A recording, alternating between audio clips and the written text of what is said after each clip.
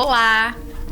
Agora convidamos você a sentir os seus pés firmes no chão, a coluna ereta, porque a experiência humana vai aterrissar.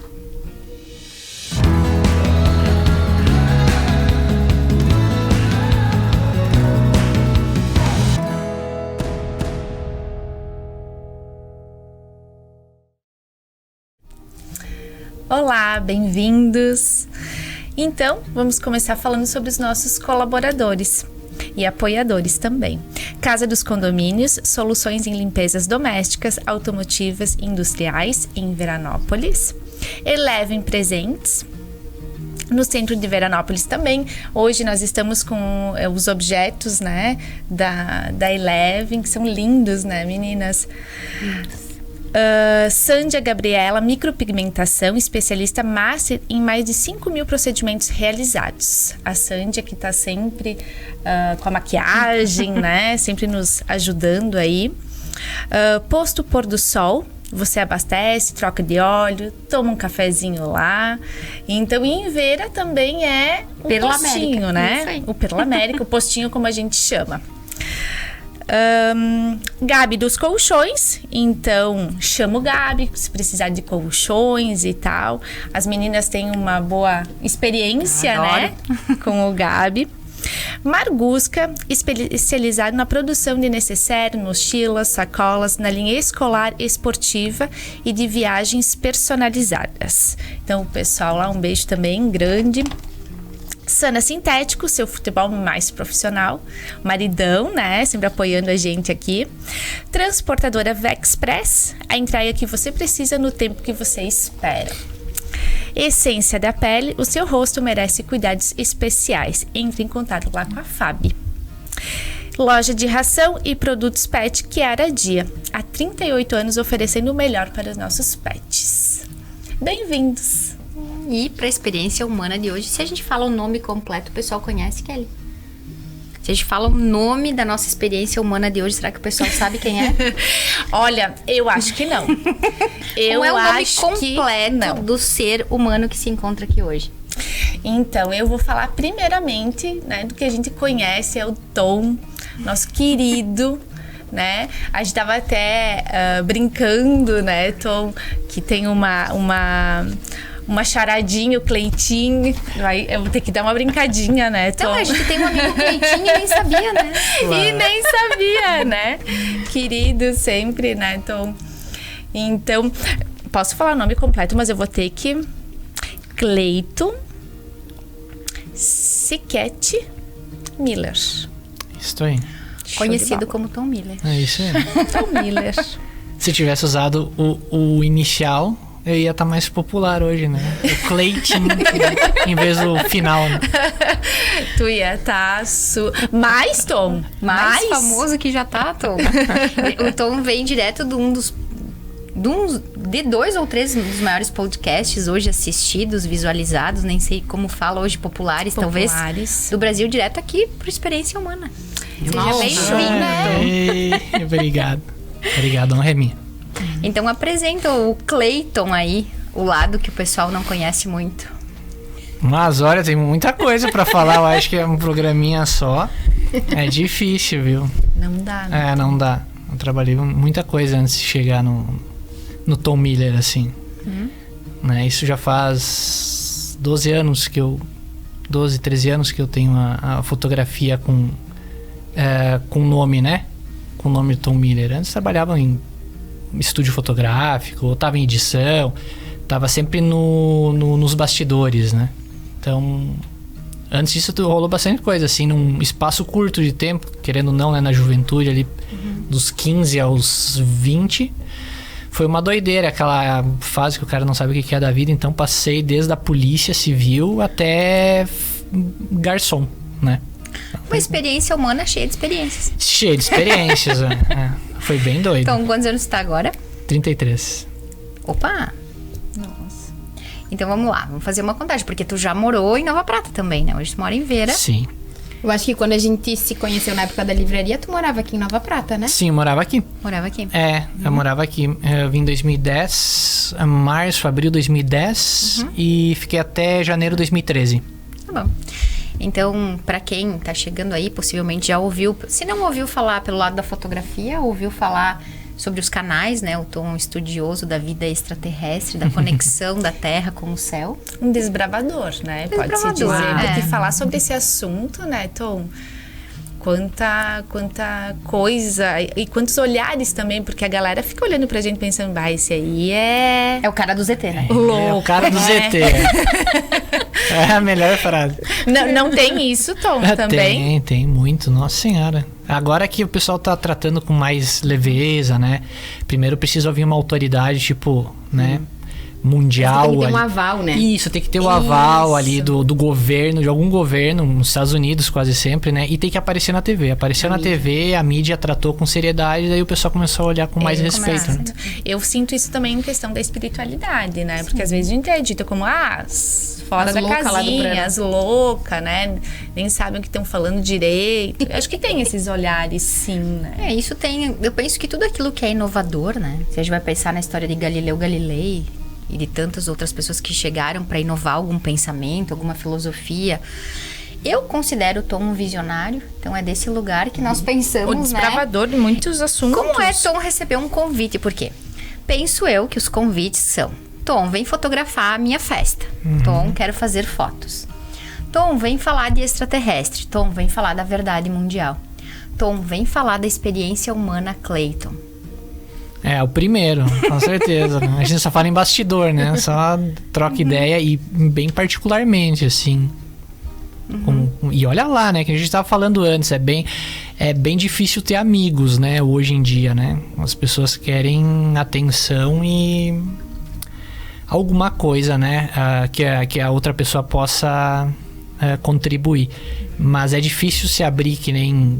Quando a gente é criança e tem os amigos e fala assim abertamente. É fácil ter seguidor e difícil ter amigos? Com certeza, né? Seguidor é fácil, né? Só de mostrar algumas partes do corpo fica bem fácil ser seguidor.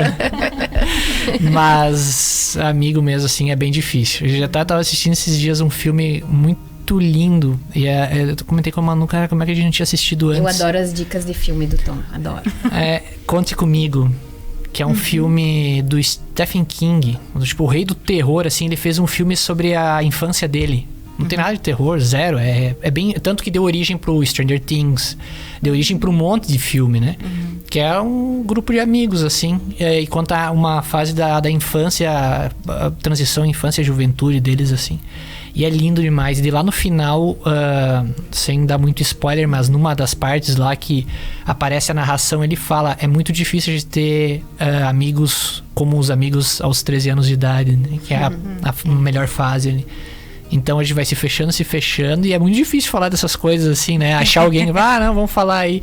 É quando alguém puxa um assunto, alguém falou de alguma coisa que tu te remete aquilo lá e tu volta para aquela fase da tua vida, né? Então conta aí como é o início do teu desembarque aqui na Terra. Olha, eu já vim, é uma infância bem tradicional. Eu sou de Ibirubá, né? Muita gente se pergunta Ibirubá, Ibirapuitã, Ibirapuera, ninguém sabe onde é que fica, né? É aqui no Rio Grande do Sul, a 100 km para lá de Passo Fundo, entre Passo Fundo e Cruz Alta, né? Que é as principais lá. Cidade pequena, Tom. É que nem aqui, uns 20 tantos mil habitantes, e a infância foi bem, bem clássica. Era escola, faltar muita aula. Faltava aula também? Nossa, detestava. Sempre. Na primeira série, eu amassava as provas e jogava no lixo. Ali minha mãe se desesperou, porque ela falou: cara, nem começou, já quer terminar, né? Eu amassava, isso eu lembro até hoje, eu tenho na minha memória, eu amassando as provas e jogando no lixo, assim, olhando pra professora e esperando o que vinha depois, né? Imagina tu errar que Pedro Álvares Cabral descobriu o Brasil. Nossa, um tempo atrás eu voltei ao Ibirubá e fui fotografar uma escola. Eu estudei em 2 escolas, né? Daí na segunda escola eu me apaixonei, assim. Eu falei, cara, eu queria ter estudado a vida inteira aqui. Daí ali eu me Lá tu te encontrou? Lá eu me encontrei. Era uma escola que não tinha nota, era por avaliação. Que legal. Elas não davam nota para os alunos. Eles falavam, tu é bom nisso, então tu vai fazer mais isso. Então eles me colocavam pintar, daí eu recriava os Van Gogh, que eu adorava, daí eu ia lá repintar, daí na aula de matemática eu estudava um pouquinho e eles me mandavam ir lá pintar. Porque no final do ano tinha uma exposição e daí eu pus lá todos os Van Gogh. Aí eu falei, eu tava realizado, né? Eu tava em casa. Era livre. Mas no primeiro colégio, que era interessante, sim, era terrível. Nossa senhora, era um parto pra ir pro colégio. Eu vivia no médico porque eu tava sempre doente, que eu não queria ir pro colégio. E uma professora me achou quando eu tava fotografando, quando eu cheguei no segundo colégio, eu já era ensino médio, e a professora me encontrou, não faz alguns anos atrás ela me encontrou, ela olhou pra mim, tu lembra da frase que tu falou quando tu chegou aqui? Eu falei, cara, eu não lembro nem o que eu comi ontem, né? Mas minha memória é terrível. Ela falou, estudar é pra quem não tem talento. Uau! E eu não sabia nem que me enfiar quando ela... Na primeira série. Já ensino médio. Já no ensino médio. Mas e, hoje nossa, eu aqui desse lugar te ouvindo, né? Eu penso que tu é um estudioso. Da vida extraterrestre, o quanto tu gosta de entender o porquê desse jeito, esses movimentos do céu. Tem uma busca por algo que não é o convencional. Então, sim, é um estudioso. Que tu é apaixonado, então tu vai meter a cara e estudar. E não aceitar aquela verdade que tu escuta aqui, escuta ali, ou uma verdade que alguém te passa. Não, poxa, tu foi atrás pra descobrir o que era a verdade dentro de ti. E o legal é que essa segunda escola, eles me apoiaram. Eles foram os primeiros que me colocaram pra palestrar. Que lindo. Com 16, 17 anos, eles colocaram no auditório pra 700 pessoas. E eu lá. Uau! E aquilo foi o maior, impulso, assim, pra continuar a estudar. E aí ufologia. A mãe já começou a perceber, opa. Foi pra um colégio, eu jamais ia fazer isso com um aluno, né? E eles abriram pegar, não, tu gosta de falar disso, então a gente vai te colocar lá. E a gente arrecadava, alimentos e tal pra porque tu já estudava a vida extraterrestre. Eu já falava, adorava falar, né? Sim, eu comecei com... sei lá, pequenininho, no colégio eu desenhava o ET de Varginha, ficava desenhando em vez de estudar, né? Então, a minha área sempre foi a artística, né? Então era sempre pintar, desenhar, fazer qualquer coisa, menos estudar. Menos matemática, cálculo. Português. Português, história e geografia eu ia bem, porque história eu adorava. Mas no mais, assim, química, física, matemática, educação física, terrível, zero. Era um parto, assim. Então, e essa escola era em Ibirubá. Ibirubá mesmo. Essa escola tá até hoje. Nesse formato. Já me interessei. Todo mundo... Quando tu me fala, me parece uma escola futurista. Isso.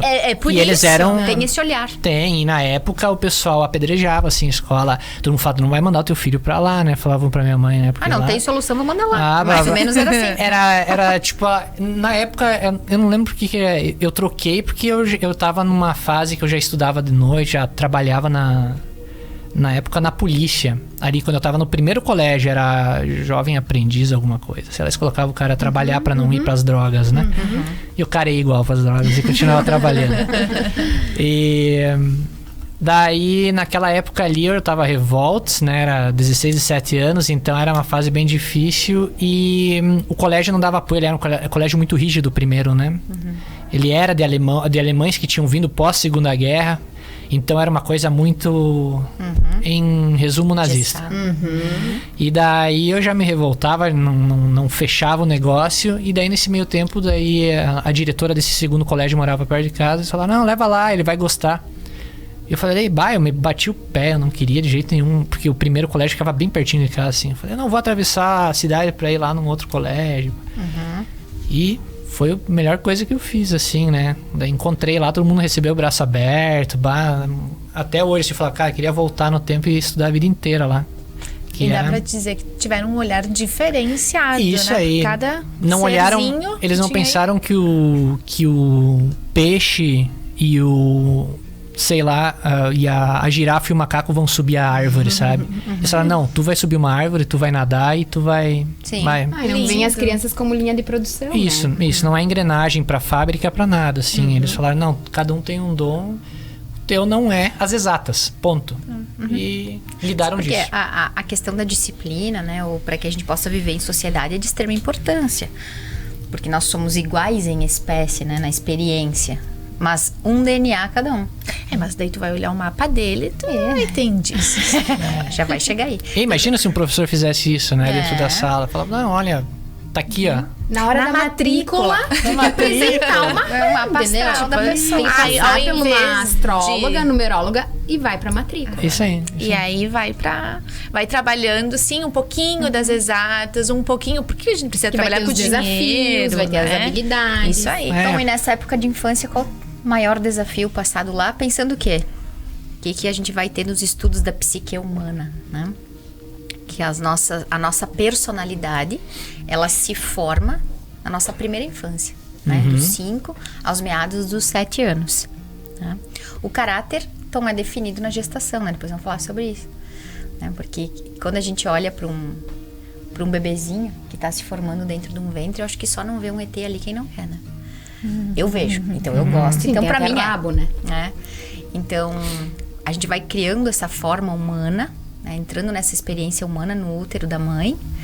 E ali que é definido o nosso caráter, partindo das emoções que a nossa mãe tem durante a gestação, que vão definir a temperatura do útero, e isso define nosso caráter. Mas a nossa personalidade, que é o que vai fazer rodar o programa aqui, né? É formada dos 5 aos 7 anos. E então essas memórias que a gente tem lá falam muito de como a gente decide viver na vida adulta, né? O que tu tem de memória lá, Tom? Ali eu tenho... até os 7 eu morei na casa dos meus avós, até os 4 ou 5 anos, eu acho. Eu morei ali, que eu morava pertinho e tal, era os avós paternos. E ali eu tive a boa parte da infância, né? Era bem humilde ali. Ali o lance até conseguir construir a casa, foi tudo muito puxado. Os pais moravam mais longe? Não, bem pertinho, assim, bem era pertinho. Tipo os meus avós, e daí a gente construiu mais pra baixo, assim, bem pertinho ali, né? E foi até os 7 anos ali, foi o tempo em construção e sair da casa dos avós e ir pra lá. Mas sempre vivia ali perto do meu avô e tal. Meus pais, como eles tinham que trabalhar todo dia, o tempo inteiro, né? Eu aprendi a ficar sozinho ali. Ali eu ia te perguntar, tinham mais crianças? Tinham meus primos, né? Que moravam perto, tinham os vizinhos ali e tal. A gente sempre tinha os amigos por perto. Mas, em si, era tomar o café da manhã sozinho em casa, assistir TV e eu ia na tarde pra aula, né? E ficava em casa de manhã, às vezes ia lá no meu avô. E música, o tempo inteiro, porque meu pai era músico, então eu tinha o meu quarto era meio que um estúdio, assim, então tinha as guitarras, que estavam tudo embaixo da cama, do lado, eu acordava, chutava microfone, era uma doideira, assim. Então era sempre no meio da música, que era a minha válvula de escape, assim, qualquer problema que tinha... E já desde a primeira infância já começou a ter o contato com os instrumentos, então. Sim. E qual que era a música favorita da época, Tom? A primeira lembrança que eu tenho de música... porque meu pai cantava muito em festival e tal, então eu tenho da música sertaneja, né? Na época. Mas que eu bati o olho assim, falei que eu me apaixonei foi Mamonas. Foi os Mamonas. Eu tinha, nessa época aí, eu tinha uns 96, eu tinha 7. Foi, porque o Mamonas ele estourou nessa época, né? Foi breve, acho que foi 8 meses, né? Fazia tudo que dá, né? Eles fizeram o que tinha que fazer e ainda continuam, né? E ali eu olhei e falei, eu quero fazer isso da vida, né? Coitado, quero ser músico. Daí nós dublava, né? Era a época que nós pegávamos os instrumentos e ficava fazendo o que tocava. Então tu já tinha uma bandinha de amigos? Sim, assim. Meus primos ali, que também eram tudo, né, da roda ali. Então a gente pegava as guitarras, os teclados e se apresentava pra família. Fazia aquela coisa bem de quem esse aí vai ser mendigo, vai ser músico, né? Sim, porque e penso que isso ainda é uma crença que existe hoje, né? Até hoje. Existem pessoas, e obviamente, que vivem da música, claro, mas pra viver disso é um desafio, né, Tom? É um extremo desafio, porque eu sempre fui apaixonado por música e tudo, se eu for olhar hoje, tudo que eu faço gira em torno da música. A fotografia é dos shows, é a música. Eu queria poder estar tocando lá no Beira Rio para 60 mil pessoas, queria. Mas aí chega um ponto que tu fala, cara, no meu país, do jeito que tratam a cultura, eu não vou conseguir. Eu vou ir para algum lado que eu tenho que me enfiar lá dentro. De alguma forma, nem que eu for, eu tenho que me enfiar no palco. Daí a fotografia, né, deu esse jeito para mim. Mas e é legal porque a música é arte, então tu não tem como tirar isso de ti. Se tu ganhar R$1, tu não vai se importar. Porque te acalenta a alma e ponto, né? A gente precisa, até hoje, a gente tem guitarra, compra bateria, E fala, cara, por que fazer isso se não dá dinheiro? É porque a gente ama. Paixão. Né? É paixão. Você tem uma banda, Tom? Sim, a gente tem a banda ali em Veranópolis. E pensa num show bom. A gente agitou, né? A Júlia foi, ela viu que a gente agitou. E o pessoal que tá assistindo aí, ou talvez já te conheça, ou tá conhecendo hoje, se quiser, tem como ver as fotos que tu fez das grandes bandas aí do mundo? Tem algum lugar que tu exponha isso? Tem, só digitar Tom Miller lá no Google, lá vai aparecer as bandas e tal. Qual foi a banda que mais te arrepiou fotografar? Vixe, aí tu me pegou. Mas as que mais me marcaram assim, eu acho que foi o Kiss, que é a minha banda do coração, mas assim, de ver o poder deles em relação à música, os Stones. Os Rolling Stones foi uma coisa de outro mundo, assim. Tu vê alguém com mais de 70 anos brincando que nem criança, correndo no palco, com chuva, e com uma energia de alguém com 18 anos, assim. Ali tu vê que tem algo além da música. Ninguém faz aquilo com 70. Eu tô cansado. Se eu fizer 3 shows numa semana, eu fico uma semana rabugento. Com 33, né? Com 33. E com a costa doendo. Eu não quero mais, vou parar. E eles não, estão lá com 50, 70 anos de banda e estão tocando com gás. Eles nem aparentam essa idade, né? Não, tu não consegue ver alguém velho. Isso que é interessante, não consegue ver um idoso ali. Tu olha, ele tem quase a idade do teu vô. Daí tu olha e tenta colocar os dois um do lado do outro e fala, cara, tem coisa, não bate a conta aqui. Tem alguma coisa. Alguém nasceu no ano errado aqui. Isso. Alguém viajou no tempo, fez alguma coisa, né? Falando então de viagem no tempo, vamos puxar lá para os nossos apoiadores. Então, o Posto Pôr do Sol, você abastece, troca o óleo, toma um café e aproveita a promoção da cesta aditivada. Toda sexta você abastece seu carro por menos. Aqui em Nova Prata. Lá em Vera Postinho. Isso aí. O Sana Sintético, o futebol mais profissional, marca o seu horário lá com o Sana. Maridão. Loja de ração e produtos pet Quero Dia, há 38 anos oferecendo o melhor para o seu pet. Lá em Veranópolis, a Rossana e a Camila. Ontem teve story da Juju lá com a Frida. Meu Deus, a Frida fez e aconteceu. Aconteceu lá. A gente se diverte. diverte. E aí, Kelly, o que nós temos aí? O que os números e os desenhos nos falam? De alguém que olha tanto para o céu? Então, falando sobre alguns aspectos, né, do Tom, quando a gente olha, a primeira coisa que chama atenção, ascendente em peixes, né? Então, tem essa sensibilidade artística, essa questão mais fina com a música artística, né? Então, vai puxar todos esses lados. No início, assim, na casa 10, é que eu tô pensando um monte de coisa, gente, me vem um monte de pensamento. Sabe quando tu não consegue colocar tudo em palavras? E daí eu fico... Então pensa assim, enquanto tu coloca essas palavras, quando tu falou, e aí tu falou aspectos de peixe, eu tô falando da música. Que lindo a gente poder olhar para o mapa astral, e isso é algo que o nosso podcast quer trazer, né? Essas definições sobre signo e essas crenças que existem sobre ETs e signos, e enfim, o que for. A gente tem hoje aqui uma experiência humana que é um Capricórnio, que acaba de nos dizer que se ele toca e ganha R$1, tá tudo bem, porque ele fez por amor. E aí a gente tem dentro de nós e de algumas crenças que o capricorniano precisa do dinheiro, precisa do trabalho, que tem o apego com o dinheiro. E a gente traz uma experiência humana agora pra gente questionar isso, né?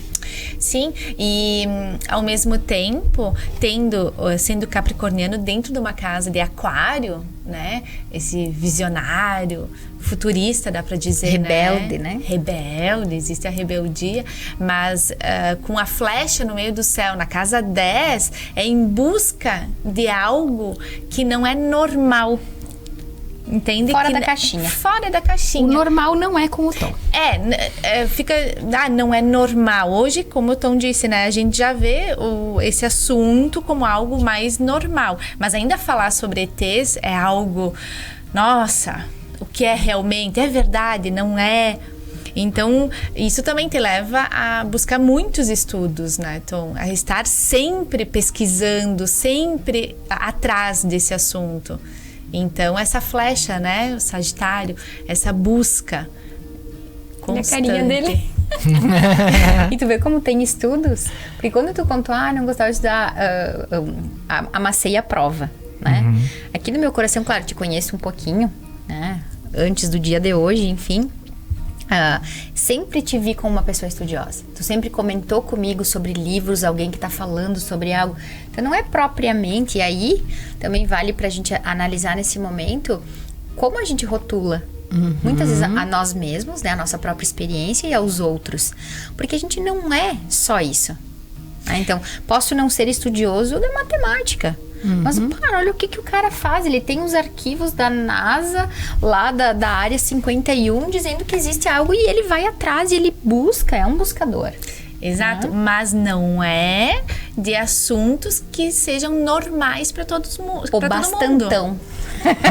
Eu não sou todo mundo. Não sou todo mundo. Minha mãe disse que não sou todo mundo, né? Exato. E mesmo o signo de Peixes é visto como algo alienado, que não quer perde a foco. Busca de conhecimento, né? Fica mais na alienação do que propriamente na Terra. E o Tom tá aí transformando e dizendo que não é isso. Tem toda essa sensibilidade, mas tem o prazer em estar fazendo o que tá fazendo, né, Tom? Tem que ter, né?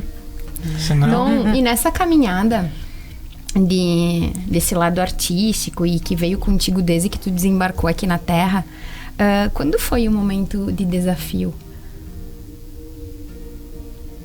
De perceber que aquilo era teu, que aquilo era a tua missão, só que tinha toda uma sociedade, todo um padrão, uma cobrança.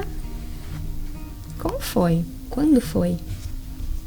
Quando você deu conta que existia... Que eu sabia que ia ser isso pra minha vida, como diz outro, né? Que não ia ser estudar direito e viver atrás de uma... isso a gente falou de meio-dia. Que desde o... Eu não sei quando que aconteceu isso, mas eu sabia desde o começo que eu não queria ficar atrás de uma mesa de escritório de segunda a sexta. Era só isso que eu não queria na minha vida, desde pequeno. Sabia que tu não queria? Eu não queria. O que eu queria, eu não sei até hoje, né? Mas o que eu não queria, o que eu não quero é mexer com papel e ter a vida interna e gravata. Nada contra quem tem isso e gosta, porque tem gente que ama falar de números. O meu contador lá, ele fala assim, cara, olha só, ele ama falar daquilo. Sim. E eu fico assim, é paixão, é amor pelo que faz, né? É que nem falar... Mas eu acho que é isso. Não é a questão do terno tá mexendo com papéis. É a questão... Isso que tu tá falando pra mim é exatamente fazer o que ama. É isso aí. O que faz, o que te dá tesão de sair da cama de manhã. É isso aí. Eu sempre falo, o arqueólogo, o historiador... a Juliana, uma historiadora lá de São Paulo, querida lá do Círculo, ela pega os documentos antigos, tem que usar umas luvas especiais, e ela pega as pinças e ela começa a organizar tudo aquilo. E ela ama fazer aquilo. Eu olhava, quando ela contava assim, eu via o brilhinho no olho dela, assim, falando, nossa, aquilo é mágico, né? Ela tá tratando da história com muito respeito, ela tá cuidando da história. E é uma coisa que muita gente ia pirar fazendo aquilo, né? Sim. Mesma coisa com a fotografia, na noite, fazer foto de pessoas, fazer foto de shows, acho que qualquer trabalho dentro do que eu faço, tanto a música, a fotografia, a ufologia, a gente faz porque gosta, né? Senão já tinha parado. Tu te pergunta por que tu veio pra Terra nesse corpo? Eu acho que tem a ver com deixar os outros com a pulguinha atrás da orelha. Pra alguma coisa, não sei. Deve ser isso, né? Porque quando eu me questiono o que a minha alma veio fazer aqui dentro da Fernanda, né? Filha destes pais, nesta cidade, neste tempo, né? Desta vez, por que a minha alma veio experienciar? E talvez a resposta disso, Tom, pode ser só alucinação da minha parte, seja realmente a gente encontrar o nosso propósito aqui, né? O que eu vim fazer aqui dentro deste ser? Porque eu acredito muito num propósito individual, né? Que meu espírito veio experienciar coisas aqui da Fernanda, né? Que são únicas do meu indivíduo, que através disso tem a alma do meu sistema familiar que eu nasci, né? E aquilo que é um propósito maior do universo. Né? Que é o em conjunto, tu diz, com a espécie humana. E talvez não só humana, com todos os seres. Sabe? Porque talvez a nossa... Talvez não seja nada disso. Talvez a nossa experiência humana, ela vai chegar através da nossa família terrena. Né? Tu tem uma família terrena, um pai, uma mãe, um portal que vão te dar esse corpo e essa experiência. Por que o Tom ama música? Ele nasceu lá num portal que era músico. E que desde criança ele ia ter um microfone no quarto para chutar. Então ele veio experienciar isso através desses pais. Né? Mas por que a nossa família extraterrestre, a nossa família estelar, nossa família angelical, nossa família de planeta, sei lá, na crença de cada um, nos entregou para estes seres terrenos, para essa tribo terrena? Porque aí a gente fala numa experiência talvez intergaláctica. Mas a experiência humana seria trazer materializar essa experiência, porque eu acredito que a gente vai para outro plano, a gente continua esses estudos, a gente continua tentando entender muita coisa. E a galera que é só materialismo? Vieram fazer o quê? Mas tá na evolução, tá naquela aquela galera agarrada, que estão lá com passo de pai para filho, continuam se agarrando. Mas tu entende, tem alguns estudos dentro do espiritismo, Tom, não sei como é que isso na ufologia, né? Dentro do espiritismo, que existem seres, né? Isso tem uma parte minha aqui que fecha com verdade, assim, em diferentes níveis de evolução. Por exemplo, vai ter alguém daqui a pouco super apegado à matéria, né? Nesse sentido que tu falou. E aí, devido a isso, vão criar aparelhos muito evoluídos. Vão criar um carro sofisticado. Mas aqui na Terra vão ser ligados à matéria. E lá fora vão... Como se fosse a missão deles ter essa ligação com a matéria para que outros processos evoluam a partir daquilo. Passem por isso para entender lá fora. A gente também se beneficia disso. Porque toda a espécie se beneficia, tudo né? Tá interligado. Se tu pensar assim, poxa, a gente vai ter hoje um telefone, um relógio... YouTube. Alguém foi um consumista e quando veio pra Terra, veio minimalista e trouxe o minimalismo pra... Precisou. Me conforta a experiência humana pensar que independente desses seres, né? Os Grey, sei lá, tantos seres que tu estuda aí, que nada não estaria a serviço de um funcionamento. Bom, se vai ser um funcionamento em vibração negativa, se vai ser em vibração positiva, enfim, para que a Matrix funcione, para que estarmos na Terra funcione, vai precisar de cada um experienciando o seu dom, os seus apegos, os seus não apegos, né? O macro, né? Assim, tudo com em cima propósito, como embaixo, né? Exato. Tipo, eu vivo a minha experiência individual, familiar, precisando entender muitas questões mínimas que para ti não são importantes, talvez, para, né, muitas pessoas não sejam importantes, para mim é. Então, essa é a individualidade. Mas dentro do macro, a minha experiência humana, ela também se associa à dos outros, influenciando positivamente ou negativamente também, né? Então acaba sendo uma teia de aranha. Sabe que tem uma história que eu acho bem incrível. Não sei se vocês já ouviram falar naquele... não lembro o nome dele agora. Que ele passou a perna no pessoal da Gol num carnaval. Tem um documentário chamado Vips. É um livro também. Que é o cara que se passou pelo dono da Gol Aviação no carnaval. Não tô sabendo. Também não. Pra quem estiver ouvindo, isso aí, esse aí. Alguma coisa assim, já ouvi falar. A história é genial. A história é uma das melhores histórias nacional que a gente tem, é desse cara. E claro, é uma pilantragem, mas o cara é um gênio. Ele usou a genialidade dele pro lado errado. Uma sociopatia. Isso, ele usou pro lado errado. Porém, é aquilo que a gente fala, graças a ele, olha só o que aconteceu. Quando teve aquele acidente da Gol que ocorreu Agora eu não sei se foi aquele da TAM ou da Gol, mas acho que foi o da Gol lá no Mato Grosso, que um jatinho bateu no avião da Gol e o avião da Gol caiu lá no Mato Grosso. Quando caíram as peças e tal... Desculpa, foi o acidente da TAM, aquele que ele derrapou na pista e entrou no hangar. Ninguém sabia o que estava acontecendo. Ninguém sabia quem que tinha sido o culpado. Primeiro o piloto, depois a pista, depois a infraero, depois ninguém sabia quem asfaltou. Estavam culpando todo mundo, né? Tentando tirar da reta. E quem tira da reta é o pessoal da aviação. É quem faz os aviões. Esses são os primeiros a tentar tirar o deles da reta, porque é quase sempre eles os culpados, né? É uma peça com defeito ou coisa parecida. E na época pegaram ele ficou sabendo que já estava preso, porque ele tinha se passado pelo dono da Gol num carnaval e tal, alugou jatinhos, levou um monte de artistas da volta de jatinho, e os artistas, com o ego inflado, acharam que ele era o dono da Gol, porque ele estava pagando tudo. Ele não era ninguém, ele era um zero que morava do lado do aeroporto e ficava olhando os aviões só, mas ele tinha papo.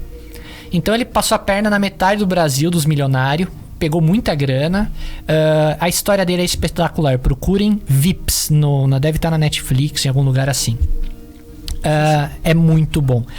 E eu acho que é o Wagner Moura que faz o papel dele. Tem um documentário, que daí é ele falando, o próprio, e tem o filme Vips, que é o Wagner Moura que faz o papel dele. É genial. E quando deu esse acidente, ele falou, eles estão mentindo. Eles estão mentindo, não foi isso que aconteceu com o avião. Eles estavam tentando culpar a pista e tudo mais, e piririm. E ele pegou, escreveu uma carta e deixou com a produtora que estava fazendo o documentário dele e falou, entregam isso para os advogados.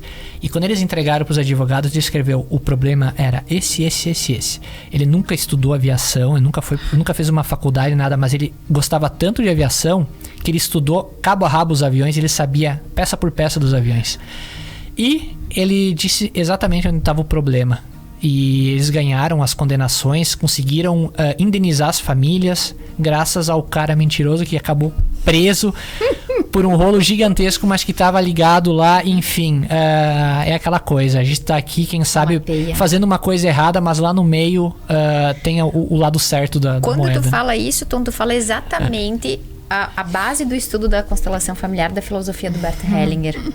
Quando o Bert Hellinger fala, aqui na Terra não tem certo e errado, nem bom ou ruim. Tudo está a serviço de algo maior. O yoga também tem essa visão. A aula de hoje de manhã foi isso. E quando a gente pensa sobre luz e sombra. Sem luz não tem sombra. Não. Fotografia. Então, a mentira, ela vai ter todo um lado que é necessário. Porque eu acredito muito numa força criadora. E aí, vamos dizer, essa força bondosa, onipotente, onipresente, vamos lá, cada um nas suas crenças. Mas se essa força criadora coloca seres aqui para experienciar tudo que essa força coloca aqui, ela coloca a serviço dessa experiência. É a dualidade. É a dualidade. Tá no planeta dual. E se tu para pensar assim, os pecados, o que são eles? Se tu para pensar, existe um equilíbrio. Porque a gente vai precisar curtir uma preguiça um dia. Mas vai poder fazer isso todos os dias? Eu adoro comer pizza. Eu vou comer todos os dias? Sim. Existe um equilíbrio. Então, se a mentira faz parte da Terra, ela também precisa de um exercício. Ela tá ali a serviço de algo maior. Né? E isso, pra mim, me conforta a experiência. A gente tem que achar uma coisa, né? A gente quer conforto. Isso, pra mim, me conforta a experiência. Sim, mas a gente tem o livre-arbítrio, né? Que é a nossa escolha. A gente, tu diz, não tem o certo e o errado, exato, porque pra mim pode ser certo, pra ti pode ser não tão certo. Mas exato, o ponto de vista. Mas o que a minha postura, o meu desejo, aonde isso me leva, né? Isso é muito importante. Sim, de que forma conduz isso, né? Porque a minha experiência vai precisar de uma dinâmica. A tua de outra. O caminho do meio, né? O difícil caminho do meio. Tom, tu acredita que nós somos seres não humanos? Estamos só numa experiência humana? Sim. Eu fui pra espiritualidade, acho que aos 15, 16 anos. Dali eu conheci o Centro Espírita lá em Birubá, que me ajudaram muito. Era uma época que eu tava bem perdido, assim. Eles foram os únicos que deram uma luz, assim. Daí eu comecei a compreender muita coisa, tanto, né, do lado mais religioso quanto do ufológico também, né? Ali tinha bastante coisa de ufologia. Tom, mas e nessa época tu te lembra o que mais... Tu diz assim, eu tava pirando, né? Mas quais eram os principais questionamentos? O que te pirava? O que tu não entendia sim. que acionava mergulhar um pouquinho mais, sabe? Dar um mergulhinho assim. Na época era... enfim, pressão... É a pressão social que todo mundo ganha hoje. Tá finalizando o colégio, vai ter que pensar numa faculdade para depois ter um emprego, casar, separar e, sabe? Sim. E daí nessa época ali eu falei, putz, eu não vou fazer nada do que, né, tão pedindo.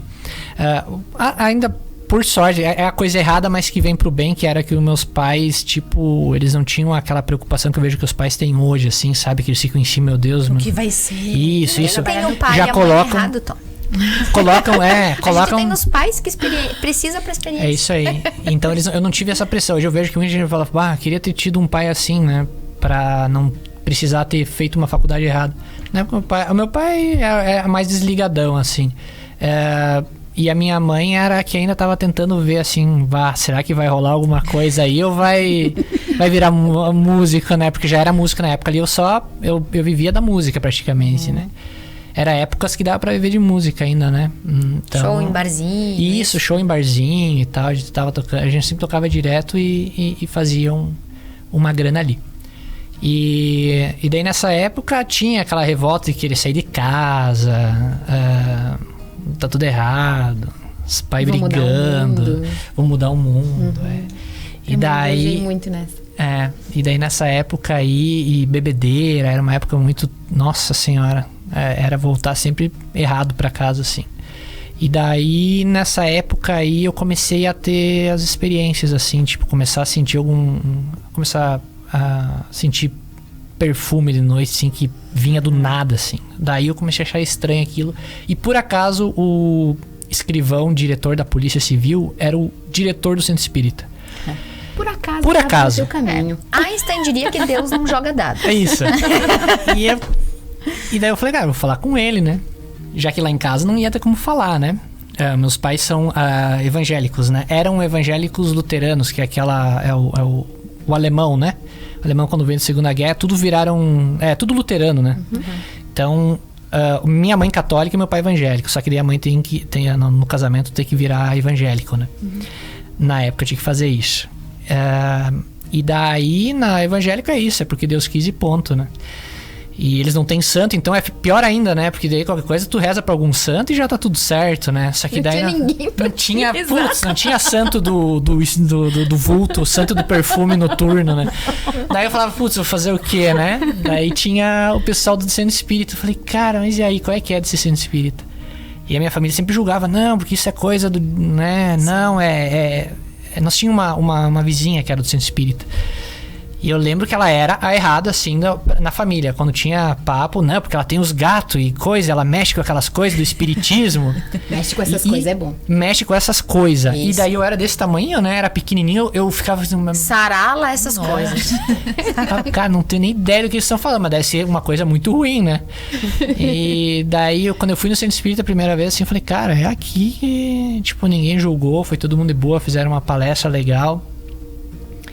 E foi mais ou menos aí nessa época que meus pais se separaram e tal, então foi caótico, assim, eu era sozinho, não tinha irmão, né? Então, vem tudo em cima, assim. Daí foi o ápice ali.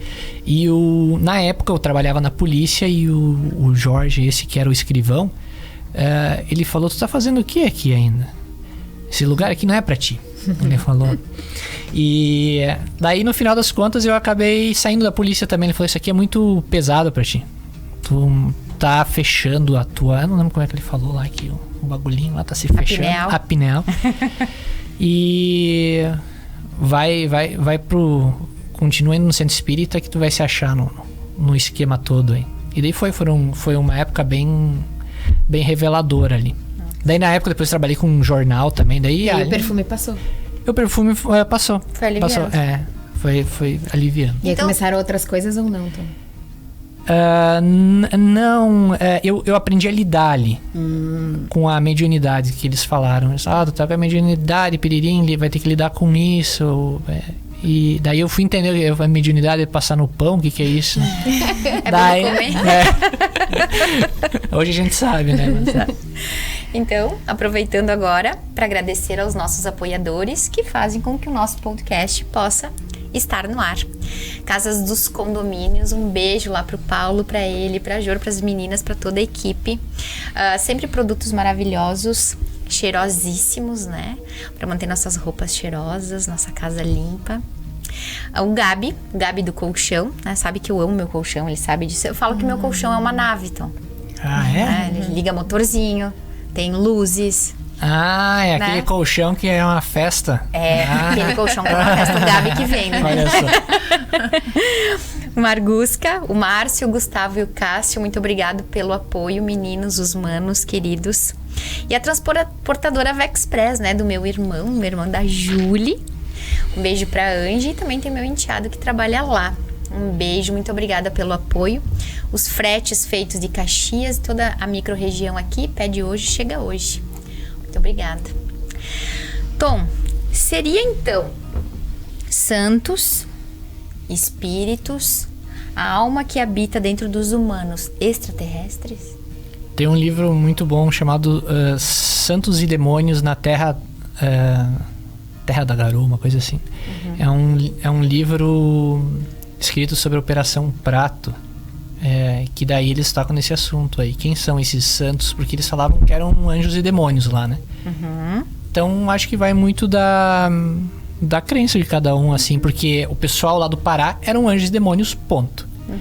Esses tempos a gente tava falando com o Miranda, que é angolano lá no Flow, e ele não acredita em disco voador, mas ele acredita no voodoo lá. Ele acredita naquelas danças que ficam girando e daí tira o negócio e não tem nada embaixo. E daí a gente questionou, mas tu não viu que alguém pode sair correndo por baixo e sair lá atrás, dependendo do ângulo da câmera? Ele falou, não, aquilo existe, mas o disco voador não. Sabe? Daí nós ficamos assim, sabe? Então é a crença da pessoa, né? Lá no Pará, as vós, até hoje, as senhorinhas que moram lá, que presenciaram os ataques dessas luzes na comunidade lá, são demônios. Outros acreditavam que eram enviados de Deus. E ninguém em nenhum momento falou extraterrestre, né? A aeronáutica foi lá sabendo, eles falaram, não, isso aqui não é nosso, vamos lá ver o que é, né? Eles já foram com as metralhadoras, foram preparados pra guerra, né? É bem humano. E até hoje eu vejo isso como crença, então, né? Sim, porque se a gente para pra pensar, tudo que não estiver na Terra é extraterrestre. É extraterrestre. Né? Simples assim. Então, se não tá na Terra, não tá na matéria. Então, é bom também a gente olhar pra isso, porque às vezes é bem isso que tu tá falando, é só uma questão do nome que dá, né? Isso aí, os nomes... a história mesmo, só muda os personagens, né? Então, na experiência humana, Clayton... Parece a mãe me chamando brava. É só ela que me chama assim. Só ela chama de Clayton? E agora a Manu não, mandar um beijo pra Manu. Beijo, Manu. Beijo, nem a Manu me chama assim. Quando tá brava contigo, ela não diz Clayton? A minha sogra que chama ainda Clayton, mas acho que é porque é sogra, né? Eu chamo de Clayton. Mas a sogra minha é a projeção da mãe, a mãe chama, isso, a sogra chama. A mãe, até a mãe agora não chama mais, mas se tá brava é Clayton. Senão... Acho que é bem estranho até ouvir o nome, assim. Quem é? É bem estranho. O pessoal às vezes liga quando tem passagem de avião. Tom, tem uma passagem, mas é pro Clayton, né? Ele tá aí? Eu mesmo. Mano. Então, como é pro Clayton lidar com as emoções humanas? Acho que a gente nunca vai aprender até o fim o negócio. Eu que trabalho como eu trabalho com fotografia, então a gente está sempre lidando com pessoas e cada um tem uma história. Então toda vez é uma história diferente. O legal é que a gente aprende, né? Hoje eu tive um caso com uma cliente também, veio lá, enfim, envolvendo eventos e tal, e teve que mudar os planos, aos prantos, assim. Tu acaba sendo um pouco psicólogo, né? E tenta... mostrar o melhor lado possível. Está no mapa aquele? Peixe. E no final a gente sensibilidade. Meio psicólogo e era um dos cursos que eu ia fazer. Eu tentei faculdade. Eu tentei jornalismo e psicologia na Federal lá em Floripa. Eu bebi todas as noites e não fiz nenhum. E daí, no final das contas, eu curti a praia, que tava bem legal, né? Que é mais a minha cara, é mais a cara da arte, né? Ir lá vender miçanga na praia. Eu acho que era isso, na verdade, né? Porque seria mais voltado não ao psicólogo de faculdade, né? Porque é dentro da caixinha, o Tom acho que não iria nessa linha. Mas na vibe de terapeuta holístico e tal. É impossível não se envolver emocionalmente, né? Então, nessas situações, trabalhando com arte, com as pessoas, com relacionamentos e a gente acaba sempre tendo também que entregar algum ponto de vista sobre certas situações. É um dos motivos também dos meus 17, 18 anos ali que eu fiquei bem perdido foi que, segundo agora eu tô tentando lembrar quem que me falou isso, se foi no Centro Espírita, foi algum psicólogo, alguma coisa, que eu enxugava muito quando eu tocava. Centro Espírita. Então eu fazia uma música, a música falava sobre tristeza e a guitarra e as notas eram tristes e coisa. Eu falava, cara, tu tá se afundando se tu não mudar o teu repertório. E então eu enxugava muito, eu sofria junto com a música. Daí depois eu comecei a entender, eu fotografando, quando eu vi os artistas assim, eu falei, cara, é por isso que esse cara bebe e tá sempre em clínica de reabilitação, ele suga aquilo. E a gente vê que é a alma dele tocando ali, não é Beethoven compunha sem ouvir. É, isso aí. Ouvir com esse ouvido. É isso aí. Ele ouvia com o coração. O guitarrista do Kiss também, ele não tem ouvido direito. Ele não tem é só, ele escuta mal, muito ruim e pelo osso. Nossa. Pela trepidação. É isso, pela trepidação. E, enfim, compôs ali, né? Entrou pro hall da fama. E então tem isso também. A gente vai aprendendo desde lá do início, desde lá do não, peraí, eu não posso me emocionar com essa na música. Se protegendo, né? Tem que me proteger. E ao mesmo tempo tu tem que ajudar na fotografia, né? Às vezes a gente não sabe o que vai acontecer. Na noite pode acontecer alguma coisa. Tem que acalmar a noiva, tem que correr, tem noiva que desmaia, tem tudo isso, e daí tu precisa estar ali, pronto, e aí tu vai falar o quê, né? Tu precisa estar meio que psicólogo. Mas aí tu coloca o capricorniano. Isso, não tem sentimento ali. É um business. E tipo, nessa parte sim é meio uma postura médico. Meio, é médico, sangue tipo, frio. Sangue frio. Vamos ajudar a pessoa e é isso aí. Mas olha que legal, né? Porque consegue interagir com essas energias, né? Eu consigo ter a sensibilidade, eu não deixo de ser sensível, mas eu consigo lidar com a situação. É assim, então agora a gente vai resolver. Isso aí, não mostrar o pânico, o desespero, né? Que tem galera que é um desespero. O que eu acho fantástico, Tom, é perceber que tu, ser humano incrível, tu tenha toda essa pegada do rock, guitarra, músicas incríveis, palco, fotografia, e tem todo um lado que é esse misticismo, essa tua sensibilidade, essa tua mediunidade. Como que o Tom faz para equilibrar esses dois? Isso é difícil. Isso é bem difícil. Às vezes dá tilt. Às vezes tem que parar. Motoqueiro, esqueci de dizer isso também. Na verdade, o que equilibra é a moto. É bem isso. Foi uma boa pecinha que tava faltando. Que a moto é terapia pra mim. Então, mototerapia. Mototerapia. Tanto que muita gente chama de mototerapia. Mototerapia, já vi várias. Pro meu marido, pro Dani, eu sinto que é mototerapia. Ele dá uma volta de moto, estabiliza o humor, estabiliza a energia. Coloca a cabeça no lugar, porque querendo ou não, tu tá sozinho, meditando ali contigo mesmo. Meditação ativa. Tem aquele barulho, como é que se diz? O ruído... Um ruído... ruído branco, ruído... Isso aí. É isso, isso né? aí. Ruído branco. Então tu tem aquele, sempre né, no mesmo nível ali, tu entra, se tu pegar uma estrada, tu vai longe, assim, né? Então ele equilibra bastante, assim, a parte da música, da fotografia, a parte do lidar com o pessoal também do Verdade Mundial, que é totalmente outro mundo, assim, né? Não, Tá em outros parâmetros o negócio, assim. Muitos Às vezes a gente não sabe como lidar também. Às vezes eu desligo tudo e falo, cara, não quero falar com ninguém. E me deixa, porque senão eu vou pirar. Daí eu achei que era comigo. Daí eu conversei com o pessoal que trabalha com isso também.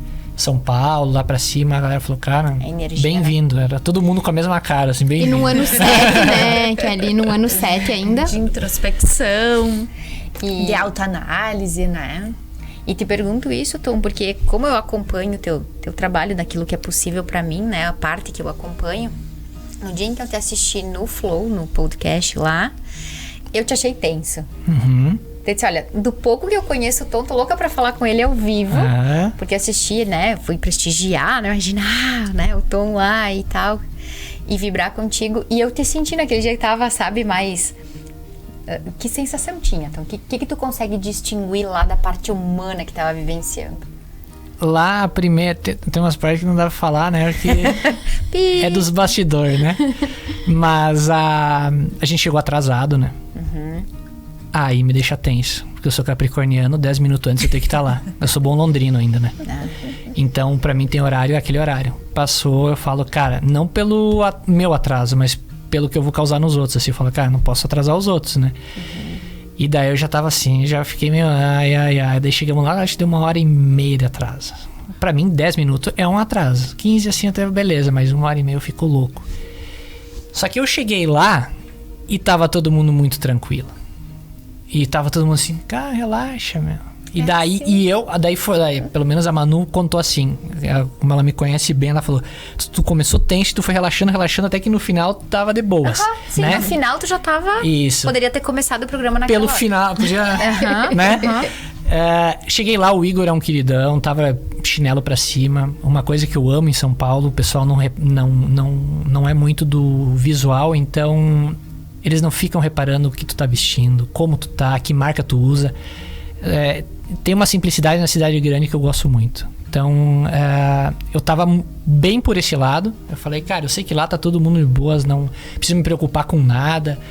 É um grupo de amigos que estão conversando lá, né? Uhum. Só que eles não têm ideia, porque eles criaram aquilo, eles não têm ideia do poder que tem aquilo lá, né? Uhum. É o mundo inteiro assistindo eles, sei lá, 6 mil pessoas ao vivo, né? 6 mil...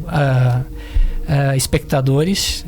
Hoje acho que tá em mais de 800 mil visualizações o vídeo principal, contando os cortes, a mais de 2 milhões de views. Nossa. Já. Então é muita gente que viu aquilo lá. Então tu fica assim, o que eu vou falar? Se eu falar uma frasezinha errada aqui, acabou a minha vida. Né? O pessoal da internet tá ali pra printar e jogar assim, ó. Ele falou isso, agora acabou a vida dele. Então tu fica ali, ó, cara, se ele me perguntar uma coisa e eu falar errado, eu tô lascado, né? E vai também da pressão do próprio programa. Como ele era um dos maiores, a gente fica mais assim, né? Já outros podcasts, já foi mais light, tipo com o Bruno, né? O Bruno meio que é meu irmão das estrelas. Eu falei pra ele, velho, não sei como é que... Irmão dele. Eu não sei como é que pode que um tá lá, outro tá aqui e que a gente se junta, a gente fica horas falando de disco voador e música. Então, quando eu gravei o podcast dele, da produção dele lá, meu Deus do céu, só faltou colocar os pés pra cima. Vai ser duas amigas assim, fofoqueira. E falando, de repente acabou assim. Eu falei, cara, acabou já, né? Daí o segundo já, quando o cordão arrebentou lá, assim também, né? Foi um programa mais voltado pra ufologia, então, né? Que é o paranormal, Então também tem uma tu fica assim, não conhece as pessoas, é a primeira vez que tu vê elas, né?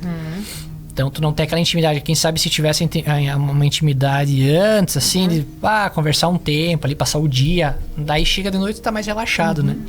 O Flow, a gente chegou lá, tinha acontecido as entrevistas, uma semana antes tinha o presidente lá, então tinha mudado um pouco o cronograma deles. Mudou tudo lá, eles falaram. Desde a segurança, tudo, porque virou de cabeça para baixo o negócio. Todo mundo sabia onde é que era o lugar. Então, a vizinhança tava meio assim, já... Que é num bairro lá no meio de São Paulo. É uma casa, uma mansão lá que eles alugaram e fizeram vários estúdios, né? Então tem várias... É a produtora Flow Studios e tem vários estúdios lá. Então, vários trabalhos acontecem lá, entre e sai de pessoas lá, que é louco, assim. Só que no meio disso, tu fica assim, cara, se eu falar qualquer coisa... Sim. Eu tô lascado na fotografia, eu tô lascado na ufologia, então era tudo assim, olhava pra um e olhava pra outro e falava, meu Deus do céu, não falem bobagem. E no final das contas, faltou um dos convidados. Era pra ter mais alguém lá. Só que ele não pôde vir, que era a área científica. Só foi os loucos, eu e o Bruno, né? Eu falando, Bruno, nós temos que falar cientificamente, que vou mostrar as provas. Meu Deus, chegou lá, ET Bilu, meu Deus, saiu tudo errado, né? E nós aí eu falei, ai, ET Bilu não. Aí no final virou em riso, assim, daí por isso, daí no final foi aliviando. Quando ficou legal, acabou o programa, a gente ficou 1h30 falando nos bastidores, que eu falei, cara, isso aqui tinha que ter sido. Isso pro ar. A gente já falou isso às vezes, né? Quando a gente vem no carro falando, isso aqui deveria ter. A gente tinha que gravar a viagem no carro, né? É isso aí. É tipo chuveiro, né? É isso aí. Tu sai, tu vira um escritor. Mas é a água, né? A gente deveria estar fazendo aqui. Numa banheira próxima, instala em uma banheira. Então, falando em acabou, estamos entrando na parte final. Vamos pros apoiadores aí. Comigo.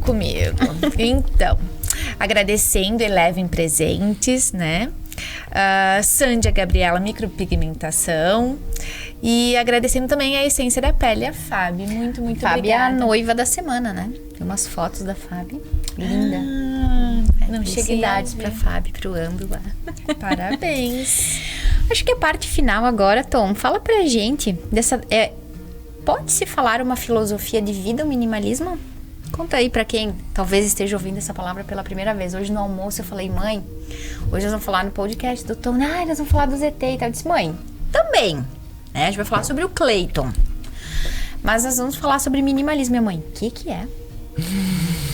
A galera que não sabe o que é minimalismo.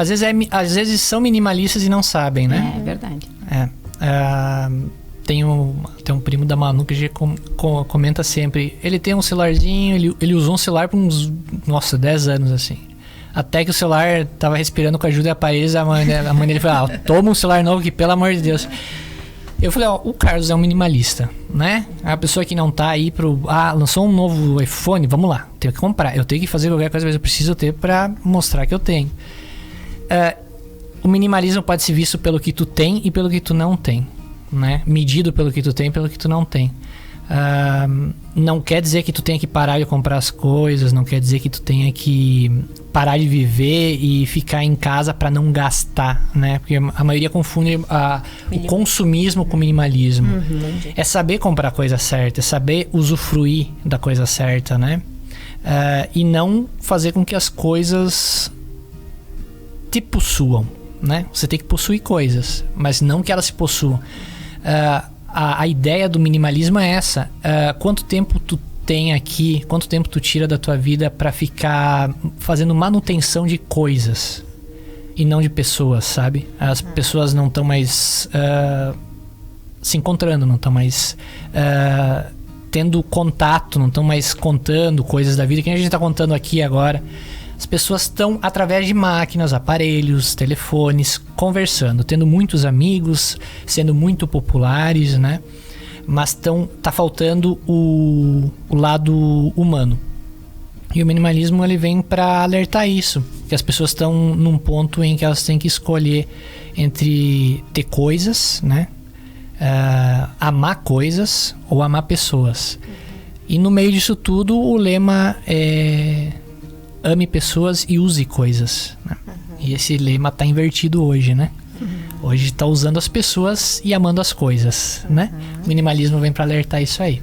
E tem vários livros, digitar minimalismo, vai achar muita coisa na internet para ler, para ver. O menos é mais. O menos é mais, pra continuar tendo uma casa confortável, Tom. É pra continuar tendo um carro confortável, uma casa confortável, ter um sofá legal, mas saber que aquilo ali não é tudo, né? Que não dá pra, não dá pra colocar a tua vida inteira ali. Aquilo não define, né? Não define a pessoa, isso aí. A maioria da nossa sociedade de cidadezinha pequena, querendo, não é isso, né? E ponto. É ter o melhor carro pra desfilar no bobódromo, onde tá cheio de gente, tomando um chimarrão e com o seu melhor telefone e cuidando um da vida do outro, né? A maioria das pessoas minimalistas vai contra isso, né? Sai desse meio... Pode ter um bom carro, pode, mas tá olhando para suas questões, para É mais ou menos assim, tu prefere gastar essa gasolina girando 1000 vezes no mesmo lugar ou ir passear num lugar bonito? As pessoas preferem girar no mesmo lugar para se mostrar. Sim, é para continuar andando de carro. Entretanto, Isso. avaliar o que tá Avaliar fazendo com isso. como tu tá usando isso, né? Tanto isso é um exemplo de 1 milhão de exemplos, né? Porque fala diretamente do ego também, O ego né? é totalmente relacionado ao ego. Quando eu parei, quando me dei conta do minimalismo, foi quando eu falei, cara, eu tô sufocado de quinquilharia, assim. E não é quinquilharia que não era usada, até era usado, era coisa de fotografia e tal. Mas eu falei, cara, eu não preciso de tudo isso. Pra fazer o meu trabalho, eu não preciso. Em casa, estantes, os livros. Eu falei, cara, nem os livros eu preciso mais. Eu vou doar tudo isso aqui. Daí o guarda-roupa, eu olhei assim, começou a me bater o pânico. Eu falei, cara, tá tudo cheio. Eu não preciso disso. Daí vai lá, doa. A gente faz isso já faz uns bons anos. E a gente não voltou atrás. Hoje, uma vez a gente ia num shopping com o intuito de comprar. Hoje é muito raro a gente entrar no shopping e comprar. A gente vai curtir, vai comer uma pipoca, vai, quem sabe, ver um filme, dar uma risada. Vai, quem sabe, pegar um livro e olha lá, bem raro. Mas vai aproveitar o momento com a pessoa e não com objetos, né? Sim. Então, essa é o... Tu sabe que na filosofia do yoga é muito falado, né? Não com a palavra minimalismo, né? Mas Patanjali faz uma organização dos yamas e dos niyamas, que são as éticas, né? E aí fala do santosha, que o santosha seria o contentamento. Se tornar um ser contente por aquilo que é e por aquilo que tem. E aí vem também o ahimsa, que é a não violência. Porque todo esse consumismo também vai gerando uma autoviolência, né? Sim. O quanto a gente se pune, porque eu quero aquele carro, porque eu preciso trocar meu celular, e o quanto a gente fica se punindo, tratando com violência o nosso próprio ser, por não ter ainda conseguido adquirir aquilo, né? Se tornar refém daquilo. E vira problema de saúde, né? Exatamente. Sim. Então, trabalhar a questão do momento presente, hoje eu tenho o suficiente. Eu sou o suficiente para hoje. Então é quase que um lema trabalhar isso nas práticas diárias. E nas dinâmicas nada ocultas do sistema, né? Gosto de falar isso, nada oculto. Nós pensamos que essa insatisfação ela vem quando nós olhamos para nossa história, nossa origem, né? O pai, a mãe, minha infância, e cobro aquilo que não recebi. Queria que minha mãe tivesse sido assim, queria que meu pai fosse assado, queria que a minha infância fosse diferente. Quando eu não acesso que aquilo que aconteceu aqui atrás, para que hoje eu estivesse aqui, né? Que aquilo que aconteceu foi suficiente para minha experiência, né? Eu posso me satisfazer com isso, senão nada vai me ser suficiente. Nem tantos 1000 seguidores, nem o telefone top das galáxias, nada vai ser suficiente, porque é algo que está interno em mim. Eu ainda cobro da minha origem aquilo que penso que não recebi. O meu estalo foi com meu avô, que meu avô, ele nunca precisou, ele nunca dirigiu. Meu avô foi muito simples sempre, é um aquariano. Ele tava sempre olhando pro céu, assim. Tu olhava pra ele, tava sempre... Ele pedia alguma coisa, ele nem tava me escutando quase. Ele tava fazendo alguma coisinha, porque ele era escultor, então ele fazia umas obras de arte. Também tu encarnou numa família artística. Sim, ali é só bicho, é muito bom. E o vô era muito simples, assim, cara, ele era feliz com corticeira, que é aquela madeira pra fazer as esculturas dele, assim. E isso pesou bastante, assim, eu comecei e daí nesse meio tempo veio o minimalismo e a gente pegou gatos pra ter em casa. Daí tu via que o gato, né, compra um brinquedão pra ele e ele não gosta e ele fica com a caixa de papelão. Falei, cara, tem um mais minimalista que um gato? Não é diferente. A bolinha de papel. A bolinha de papel. Eu tenho bolinha de papel agora no bolso aqui, porque eu tô o tempo inteiro fazendo pra jogar pra eles. E eles são muito felizes, né? Então, ali pesou bastante, assim. E daí, quando a gente parou de comprar, a gente viu o poder que tem isso. Né? Que a gente não precisa. Se hoje todo mundo parar e olhar o que tem em casa, todo mundo vai ver que não precisa. Tu sabe que o Feng Shui, que é oriental, né? É uma filosofia oriental. O Feng Shui, ele fala que a bagunça da nossa casa né? É tudo aquilo que a gente não usa. É isso aí. O acúmulo, né? O acúmulo, aquilo que tá ali, tem que ter tanto número de copos, tantas blusas, né? Tantas... E se a gente for Isso tá tudo na pensar, cabeça. né? Na sociedade, a gente não tem mais tempo a não ser pra trabalhar. É trabalhar pra quê? O tanto, né? É isso aí. Aonde tu coloca isso? Porque é saúde, né? Quanto vale a tua saúde, é de né? Mahatma Gandhi a frase, né? O homem trabalha gastando toda a saúde para conquistar bens materiais. Depois gasta todos os bens materiais para recuperar a saúde. E daí já não tem volta, né? Já é muitas vezes. Então, entramos na nossa parte final. Quem tem os patrocinadores aí? Nossos todos super mega apoiadores que fazem com que nosso programa esteja no ar. Que aconteça, né? Então, Casa dos Condomínios, Eleven Presentes, Sândia Gabriela Micropigmentação, Posto Pôr do Sol, a Margusca, Gabi dos Colchões, Sana Sintético, Transportadoras Vexpress, Essência da Pele e Loja de Rações e Produtos Pet, que era dia. Julie, finaliza com a pergunta gran finale. Tom, como que tu define a tua experiência humana? Nossa senhora, sempre umas perguntas complicadas, né?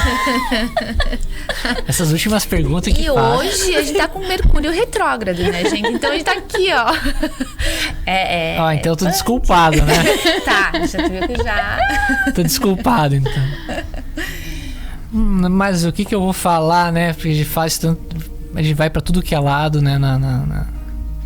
Nessa vida. Eu não sei pra que lado eu pesaria mais na balança hoje. Se é na música, se é na foto, se é na... Eu acho que é... Tem uma frase do...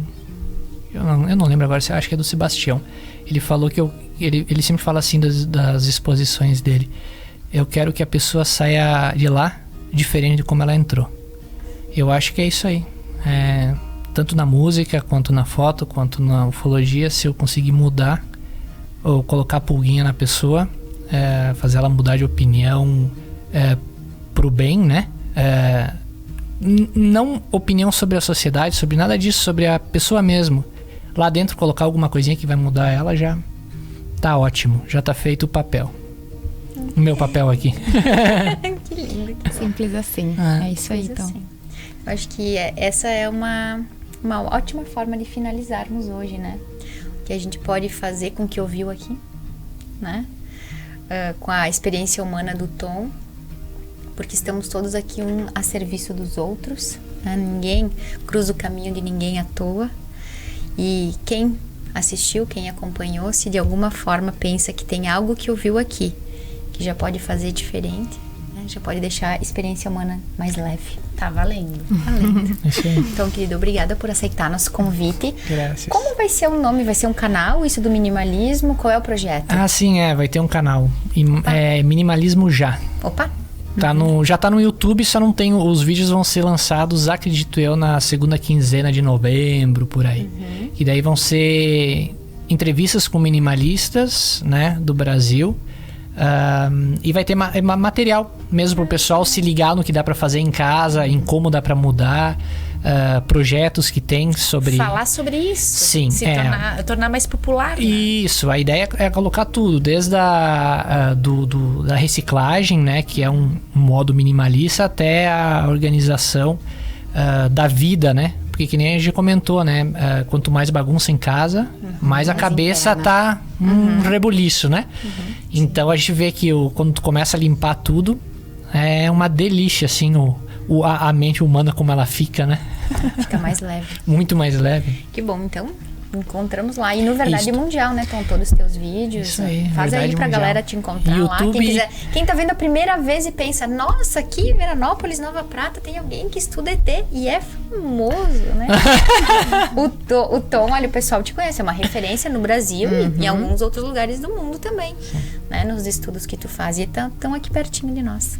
youtube.com/Verdade Mundial. Joga Verdade Mundial no Google, vai aparecer tudo lá.